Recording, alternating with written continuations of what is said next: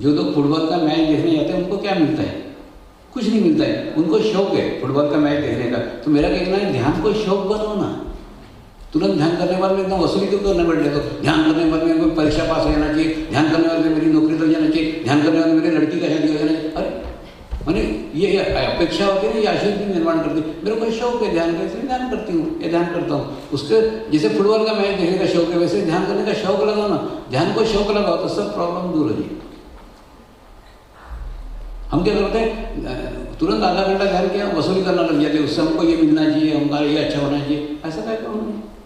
जैसे फुटबॉल का मैच देखते हो, कोई कुछ नहीं मिलना चाहिए, अपेक्षा कोई हारे कोई जीते आप देखने जाते हो, तो वैसे ध्यान को कुछ मिले नहीं मिले, एक आधा घंटा ध्यान करो ना, तो ऑटोमेटिकली देखो क्या चीज जाता है अपने अंदर। मैंने जैसे फुटबॉल के मैच को शौक बनाते हो, वैसे ध्यान को शौक बनाओ। उसको अपेक्षा मत रखो उससे कि उससे कुछ मिलेगा नहीं।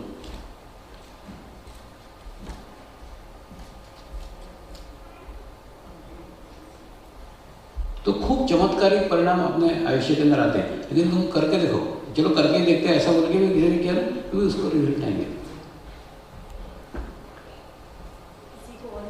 और जो लोग मेरे को 15 साल से जानते हैं ना, उन्होंने सब उनको अपने आंखों से देखा हुआ है सब बात। और किसी को कोई क्वेश्चन पूछना है, प्रश्न पूछना है?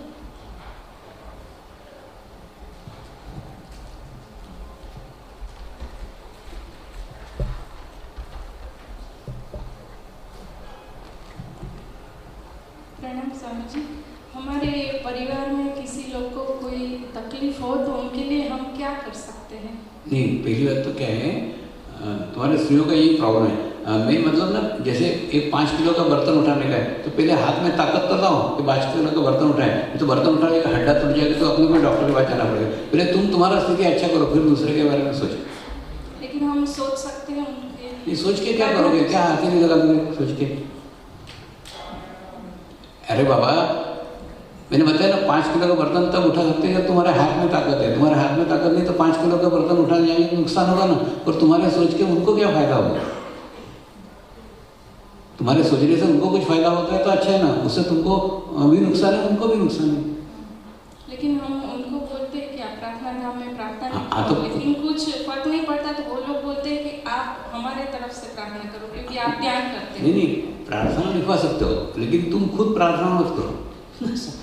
क्योंकि जो प्रार्थना, जो धाम में जो लोग हैं ना, वो उसके लिए अधिकृत लोग हैं, तुम उसके लिए अधिकृत नहीं हो ना। इसीलिए मैंने बताया ना कि जब तक अपना स्थिति नहीं होता, जब तक ये प्रार्थना के चक्कर में नहीं पड़ने। एक्चुअली क्या रहता है ना, जो प्रार्थना में प्रार्थना लिखाते हैं उनका चित्त थोड़ी उनके अंदर रहता है, वो तो एकदम निरपेक्ष भाव से प्रार्थना लिखाते हैं। लेकिन आपका चित्त उसके अंदर है, आप उसमें मत लिखाओ। मैंने आप लिखो, लेकिन आप करो मत। परिवार वाले होते हैं तो हमें उसका दुख देख नहीं सकते, तो हो ही जाता है। नहीं तो उनको प्रार्थना करने बोलो ना, प्रार्थना धाम में। हाँ, वो तो तुम मत करो, फर्क नहीं पड़ता है तो तुम मत करो, तुम खुद मत करो, उनको करने को बोलो।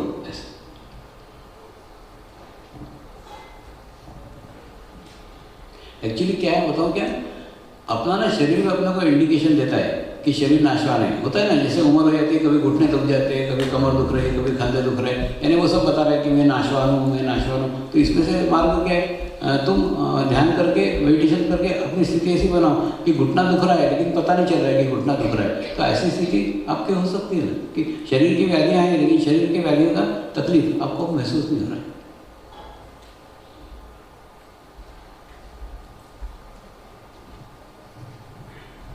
स्वामी जी मेरा साष्टांग प्रणाम, गुरु माँ मेरा साष्टांग प्रणाम। गुरु जी, मेरे को इतना साल से मैं सुन रहा हूँ, सीढ़ी सुन रहा हूँ, सब कुछ सुन रहा हूँ, मेरे को एक रहस्य पता नहीं लगता है कि आपका सूक्ष्म स्वरूप क्या है। और लोग आपके पास सूक्ष्म स्वरूप को तो पूजा करते हैं, दिया करते हैं, सब कुछ करते हैं, फूल चढ़ाते हैं, आपके पास आने से लोग क्यों रोकते हैं, प्रणाम क्यों नहीं करने देते? नहीं, दूर से प्रणाम करने देते, पास में नहीं करने देते। दूर से प्रणाम कर सकते हैं, पास में नहीं करने देते। ये मैं आपको बताता हूँ। एक्चुअली क्या रहता है, जैसे एक दारा सिंह है, समझ लो खूब बड़ा पहलवान है, और मैंने ना वो इतना सशक्त है कि उसका बुरा कुछ नहीं हो सकता। लेकिन उसके अंदर किसी ने जहर का इंजेक्शन इंजेक्ट कर दिया तो फिर उसके शरीर को हानि हो सकती है। उसी प्रकार से मेरा एक ओरा है, मेरा एक आभामंडल है, उस आभामंडल से दूर रह करके तुमने नमस्कार किया तो तुमको भी फायदा होगा और मेरे को भी नुकसान नहीं होगा। लेकिन आभामंडल को तोड़ करके पास में आके नमस्कार किया तो तुमको तो फायदा होगा, लेकिन मेरे को नुकसान होने की संभावना है। इसलिए साधक लोग वो नहीं करने देते। जैसे गुलाब का फूल है, उसका दूर से भी अगर खुशबू लिया जा सकता है, उसको मसलने का जरूरत क्या है? दूर से खुशबू लो ना। ऐसा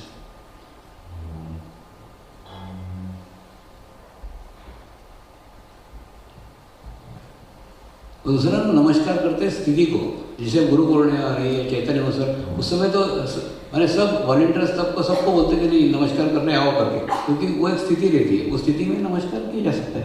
तो उस स्थिति को नमस्कार है, शरीर को नहीं।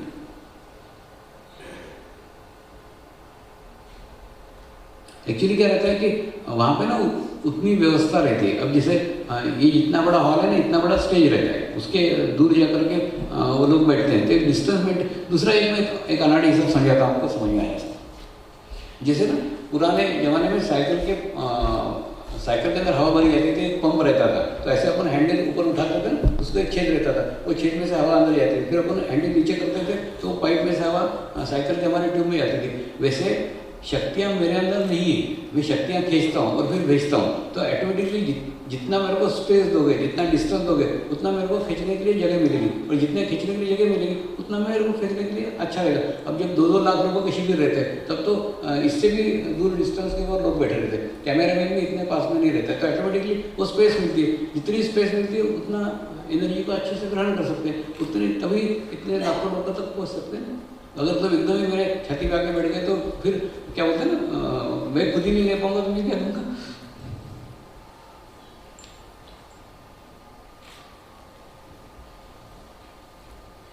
और दूसरा, जैसे नारियल में पानी मीठा है तो नारियल अच्छा नहीं होगा, और नारियल जिस दिन अच्छा हो जाएगा उस दिन नारियल का पानी खत्म हो जाएगा। वैसे ना ये दोनों पैरेलल नहीं चल सकते। जिस दिन सूक्ष्म शरीर स्ट्रांग हो जाएगा उस दिन स्थूल शरीर भी उसका एक्टिविटी बंद हो जाएगा, फिर ऐसे आगे बस ऐसे करूँगा, क्योंकि मुझे कोई बोलना और कोई बताना और प्रश्न नहीं, उत्तर नहीं, कुछ नहीं,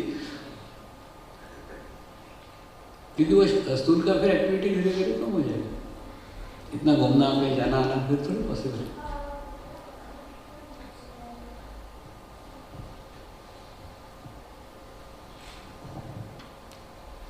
और अभी ना सूक्ष्म का एक्टिविटी धीरे धीरे खूब फास्ट बढ़ रहा है, माने धीरे धीरे स्थूल का एक्टिविटी कम होने वाला है।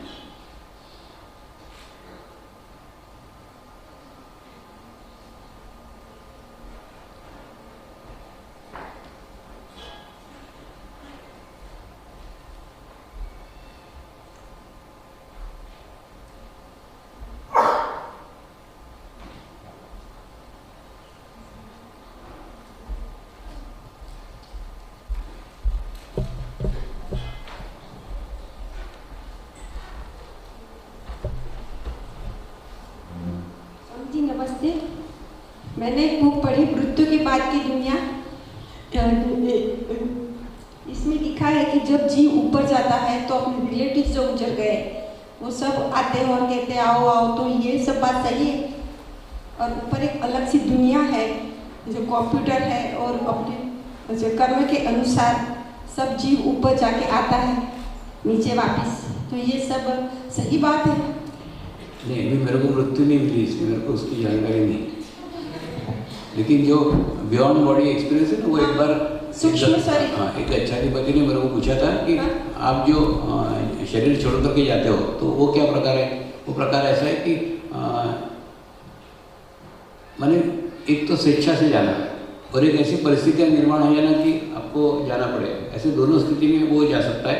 तो वास्तव में परिस्थितियाँ निर्माण हो वो अच्छा नहीं है, वो खुद आप जाओ वो ज़्यादा अच्छा है। जाने के बाद में पहली बात तो जैसे अब यहाँ से ऊपर गए तो ऊपर से सब नीचे का दिखते रहता है कि कहाँ क्या हो रहा है, कहाँ क्या हो रहा है, लेकिन अपने को नीचे नहीं आता रहता। और जाने का खूब आसान है, लेकिन वापस आना खूब कठिन है। एक दूसरा क्या बोलते हैं, उस शरीर से अपना एक सूक्ष्म में एक तार जुड़ा रहता है, जैसे चांदी का तार रहता है ना वैसा, और वो तार कहीं दिखता है कहीं नहीं दिखता। मैंने वापसी की जो अपनी यात्रा रहती है वो तार के सहारे होती है, लेकिन वो कहीं पे दिखता है कहीं नहीं दिखता है। तो बराबर अपने को अपने शरीर में वापस आना खूब कठिन रहता है, लेकिन वो आसान तब रहता है जब आपके शरीर के आसपास और कोई शरीर नहीं हो।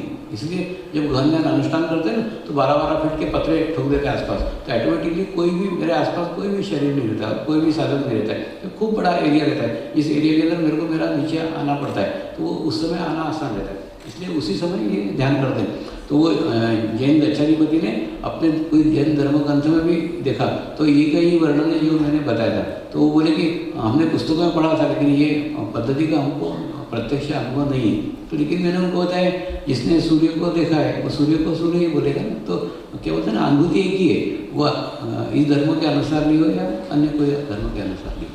तो इसी प्रकार की अनुभूति रहती है। लेकिन ये सब प्रकार वही बता रहा हूँ ना, ये मैं किसी को सिखाना चाहूँ तो भी मैं सिखा नहीं सकता, कोई सीखना चाहे तो भी नहीं सीख सकता। ऑटोमेटिकली उसका जिस दिन स्थिति अच्छा हो जाएगा तो ऑटोमेटिकली वो ज्ञान उसमें ट्रांसफर हो जाएगा। जैसे एखादी नृत्यांगना है, एखादी आपके लड़की को आप नृत्यांगना के पास भेजो तो वो आपको डांस के स्टेप सिखाएगी, आपके लड़की को क्या खाना चाहिए क्या खाना नहीं चाहिए सब बताएगी। लेकिन वो किस चीज़ से प्रसिद्ध है वो नहीं बता सकती। वो तो आपकी लड़की उसको अगर पूर्ण समर्पित हो जाए तो वो ज्ञान उसके अंदर ट्रांसफर हो जाए। मैंने एक ज्ञान है जो सिखाने से परे, वो ज्ञान ऑटोमेटिक ट्रांसफर होता है, वो कोई सिखा नहीं सकता किसी को।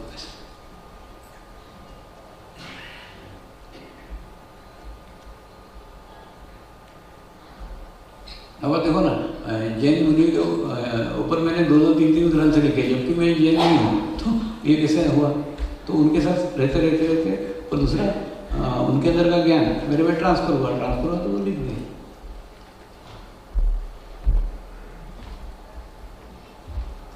मैंने उसके अंदर जो नॉलेज है वो देख करके वो आश्चर्यचकित होते हैं कि इतना सब आपको कैसे पता चला।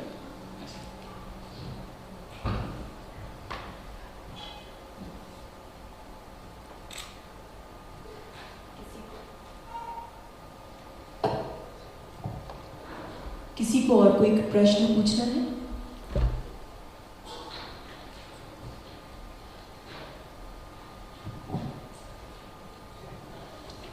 स्वामी जी के चरणों में कोटि कोटि वंदन। स्वामी जी, मैं ये पूछना चाहती हूँ कि ध्यान क्या हम किसी भी समय कर सकते हैं या हम सुबह ही करना चाहिए, और या फिर कभी कभी हम ट्रेन में हमारे पास काफ़ी समय होता है, हम उसको यूटिलाइज कर सकते हैं या एरोप्लेन में? तो आप जरा प्लीज़ मुझे बताइए। नहीं, पहली बात तो ध्यान का समय सबसे अच्छा सुबह का है, और नहीं जमा पाए तो फिर शाम का है, और कभी भी नहीं जमा पाए तो कभी भी करो, लेकिन अच्छा समय ही है, सुबह का अच्छा समय है, शाम का अच्छा समय। और ट्रेन वगैरह में ध्यान मत करो। क्या होता है मालूम है, जब हम ध्यान करने बैठते हैं तो हम अति संवेदनशील हो जाते हैं, और अति संवेदनशील होने के बाद में ट्रेन में कोई अच्छी जगह तो है नहीं कि वहाँ के अच्छे वाइब्रेशन आपको मिलेंगे, तो वहाँ के खराब वाइब्रेशन, बुरे लोगों के बुरा ऊर्जा से आपको उसका दुष्परिणाम हो सकता है। इसलिए ध्यान ट्रेन वगैरह मत करो। अब आपका चित्त सहजता पे रख सकते हो, निर्विचारता में बैठ सकते हो, ध्यान मत करो।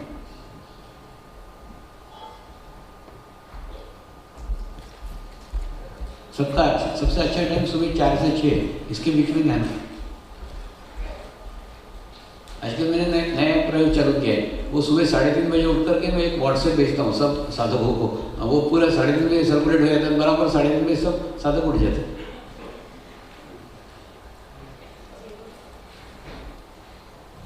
जय बाबा स्वामी, क्या हम आपकी बुक ट्रेन में या कहीं पब्लिक प्लेस पे रीड कर सकते हैं? आप पढ़ सकते हैं, पढ़ लें, ध्यान करने को मना।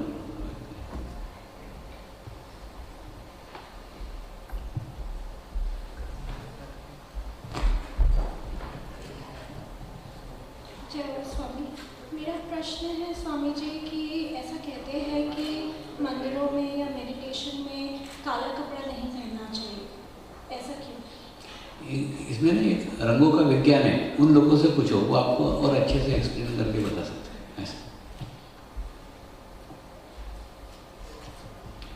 वो एनर्जी का अवरोध निर्माण करता है, ऐसा कहते हैं इसलिए। और मेरे को क्या लगता है, सब प्रयोग अपने खुद के करके देखना चाहिए। एक बार सफ़ेद कपड़े पहन के मेडिटेशन करके देखो, एक बार काले कपड़े पहन के मेडिटेशन करके देखो, तो अपने को अपना अनुभव हो जाएगा, वो अनुभव ज़्यादा पक्का होगा ना, करके देखो प्रयोग।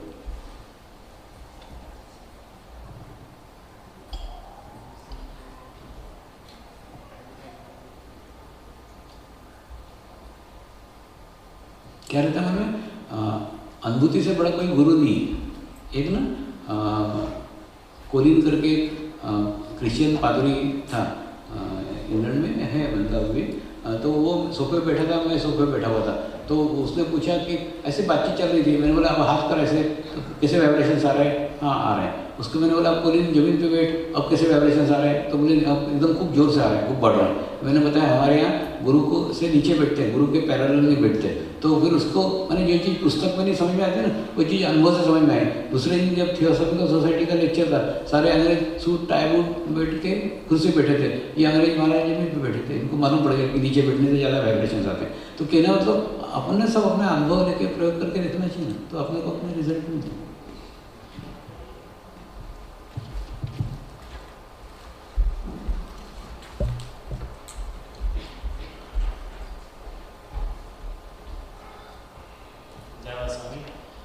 गुरुदेव, मेरा प्रश्न कुंडलिनी शक्ति पे था।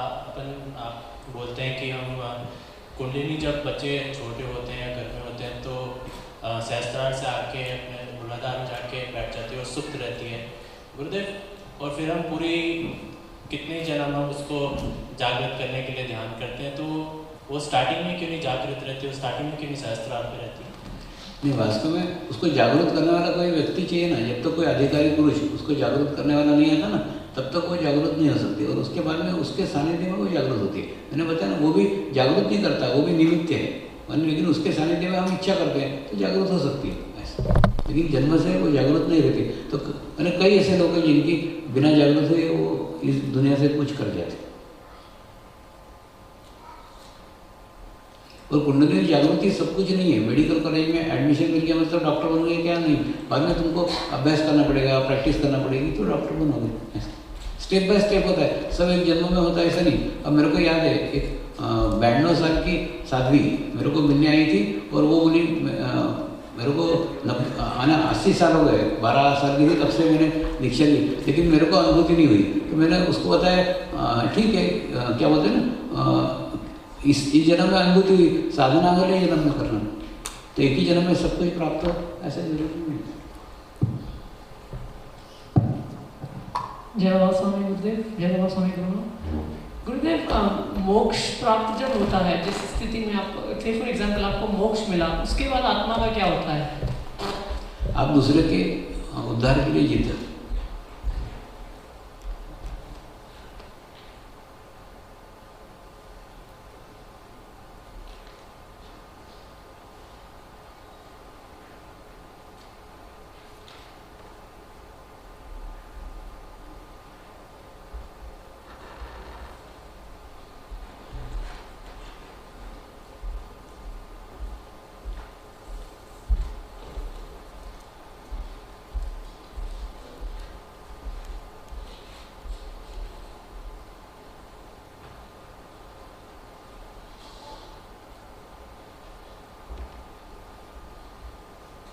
और कोई प्रश्न?